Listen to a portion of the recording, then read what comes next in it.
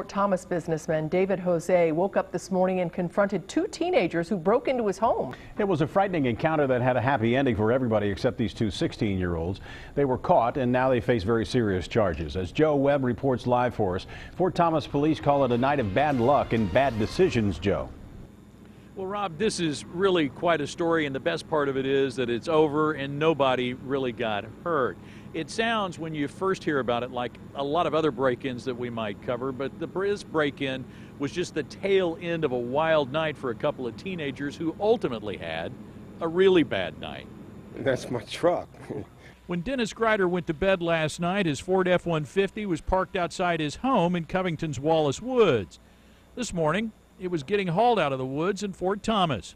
Police say two teenagers stole it, drove through some yards along Walker Road, and then wrecked it. Then they walked up the hill and broke into David Jose's Walker Road home. This was about 3:30, and Jose was just getting up. And I ran right into two men trying to break into my wife's closet. Jose says one of the men took a swing at him with a pair of bolt cutters, but he blocked it with his hand. So I kept walking towards them, and the one guy, when I caught the thing, the one guy said, "Back off, we're going to kill you." And I said, "I'm going to count to 5 and you better be gone." They ran out.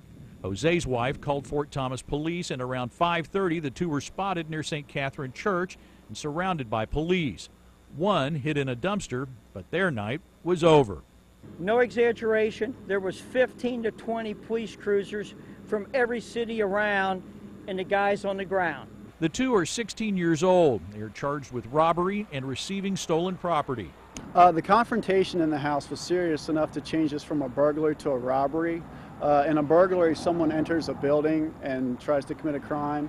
In a robbery, it's a little bit more serious, where there is either force or threat of force. They were there to harm me, and I'm going to do whatever it takes to put them away for a long time. So the story isn't over for the juveniles. It is for Dennis Grider, who got his truck back and has his own story to tell. He keeps it short. Well, they stole the truck from a great community in Covington and then tried to rob somebody, a great place in Ft.Thomas. It's two good neighborhoods and two bad kids. Now, David Jose says the juveniles did not get away with anything from his house last night.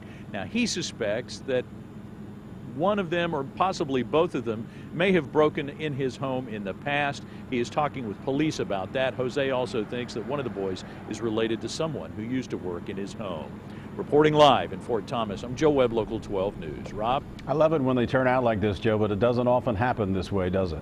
No, it really doesn't. But, I mean, the good news is they did catch these guys. Yeah, thanks very much, Joe. Ft.Thomas police say last night's break-in is not related to a rash of burglaries over the summer.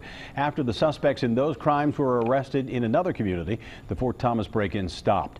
These two teens are due before a judge tomorrow morning.